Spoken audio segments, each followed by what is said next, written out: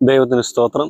വീണ്ടും വരുന്നവനായ രാജാതിരാജാവും കർത്താവും ആയ യേശുക്രിസ്തുവിൻ്റെ നാമത്തിൽ നിങ്ങൾക്ക് ഏവർക്കും എൻ്റെ സ്നേഹവന്ദനം. കഴിഞ്ഞ വീഡിയോകളിലെ പോലെ തന്നെ യേശുക്രിസ്തു ദൈവമാണോ എന്ന് നാം വചനാടിസ്ഥാനത്തിൽ പരിശോധിക്കുകയാണ്. ഇവിടെ പഴയ നിയമത്തിൽ യഹോവ അവകാശപ്പെട്ടിരുന്ന അതേ മഹത്വം യേശുക്രിസ്തു അവകാശപ്പെടുകയും തനിക്ക് കൊടുക്കുകയും ചെയ്യുന്നതായി നമുക്ക് പുതിയ നിയമത്തിൽ കാണുവാൻ സാധിക്കുന്നു. ഇന്നത്തെ ചിന്തയ്ക്കായി ഞാൻ 2 വചനഭാഗങ്ങൾ എടുക്കുന്നു. ഒന്നാമത്തേത് നെഹമ്യാവ് 9:6. യഹോവേ, നീ മാത്രം യഹോവയാകുന്നു. നീ ആകാശത്തെയും സ്വർഗാതിസ്വർഗത്തെയും അവയിലെ സകല സൈന്യത്തെയും ഭൂമിയെയും അതിലുള്ള സകലത്തെയും സമുദ്രങ്ങളെയും അവയിലുള്ള സകലത്തെയും ഉണ്ടാക്കി. നീ അവയെ ഒക്കെയും രക്ഷിക്കുന്നു. ആകാശത്തിലെ സൈന്യം നിന്നെ നമസ്കരിക്കുന്നു. നീ മാത്രം യഹോവ എന്ന് വിളിച്ച് ആകാശത്തെയും എല്ലാറ്റിനെയും ഉണ്ടാക്കി അവയൊക്കെയും രക്ഷിക്കുന്ന മഹാദൈവമായി യഹോവയെ നെഹമ്യാവ് വിളിക്കുകയാണ്. ഇനി രണ്ടാമത്തേത് സങ്കീർത്തനം 102-ന്റെ 1-ാം വാക്യവും വായിക്കുന്നു.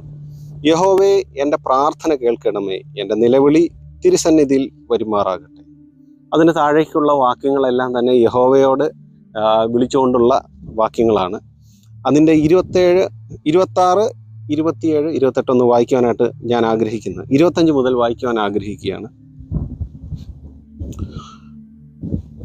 എൻ്റെ ദൈവമേ, ആയുസ്സിൻ്റെ മധ്യത്തിൽ എന്നെ എടുത്തു കളയരുതേ എന്ന് ഞാൻ പറഞ്ഞു. നിന്റെ സംവത്സരങ്ങൾ തലമുറ തലമുറയായി ഇരിക്കുന്നു. പൂർവകാലത്ത് നീ ഭൂമിക്ക് അടിസ്ഥാനമിട്ടു. ആകാശം നിന്റെ കൈകളുടെ പ്രവൃത്തിയാകുന്നു. അവ നശിക്കും, നീയോ നിലനിൽക്കും. അവയെല്ലാം വസ്ത്രം പോലെ പോകും. ഉടുപ്പ് പോലെ നീ അവയെ മാറ്റും. അവ മാറിപ്പോകുകയും ചെയ്യും. നീയോ അനന്യനാകുന്നു. നിന്റെ സംവത്സരങ്ങൾ അവസാനിക്കുകയുമില്ല. അപ്പോൾ വീണ്ടും യഹോവയെ വിളിച്ചു പറയുന്നു. എല്ലാ ഭൂമിക്കും സ്വർഗത്തിനും എല്ലാം അടിസ്ഥാനമിട്ട കർത്താവ് യഹോവ മറ്റെല്ലാം നശിക്കുമ്പോൾ നിലനിൽക്കുന്നു. ആകാശത്തെയും എല്ലാം ഉടുപ്പ് പോലെ മാറ്റിക്കളയും, അവർ മാറിപ്പോകും. പക്ഷെ എന്നാൽ യഹോവ അനന്യനായി സംവത്സരങ്ങൾ അവസാനിക്കാതെ നിൽക്കുന്ന മഹാദൈവമായി ഇവിടെ കാണും. ഇനി ഇത് പുതിയ നിയമത്തിൽ അവകാശപ്പെട്ടിട്ടുണ്ടോ എന്ന് നമുക്ക് നോക്കാം. എബ്രായ ലേഖനം 1-ാം അധ്യായം മുതൽ ഞാൻ വായിക്കുന്നു. ദൈവം പണ്ട് ഭാഗമായും വിവിധമായും പ്രവാചകന്മാർ മുഖാന്തരം പിതാക്കന്മാരോട് അരുളി ചെയ്തിട്ട് ഈ അന്ത്യകാലത്ത് പുത്രൻ മുഖാന്തരം നമ്മോട് അരുളി ചെയ്തിരിക്കുന്നു. അവനെ താൻ സകലത്തിനും അവകാശിയാക്കി വെച്ചു. അവൻ മുഖാന്തരം ലോകത്തെയും ഉണ്ടാക്കി. അപ്പോൾ ഇത് പറയുകയാണ്, പുത്രനെ താൻ സകലത്തിനും അവകാശിയാക്കി വെച്ചു. പുത്രൻ മുഖാന്തരം ലോകത്തെയും ഉണ്ടാക്കി. അവൻ്റെ തേജസ്സിൻ്റെ പ്രഭയും തത്വത്തിൻ്റെ മുദ്രയും സകലത്തെയും തൻ്റെ ശക്തിയുള്ള വചനത്താൽ വഹിക്കുന്നവനും ആകുക കൊണ്ട് പാപങ്ങൾക്ക് പരിഹാരം ഉണ്ടാക്കിയ ശേഷം ഉയരത്തിൽ മഹിമയുടെ വലത്തുഭാഗത്ത് ഇരിക്കുകയും അവൻ ദൈവദൂതന്മാരെക്കാൾ വിശിഷ്ടമായ നാമത്തിന് അവകാശിയായതിന് ഒത്തവണ്ണം അവരെക്കാൾ ശ്രേഷ്ഠനായി തീരുകയും ചെയ്തു.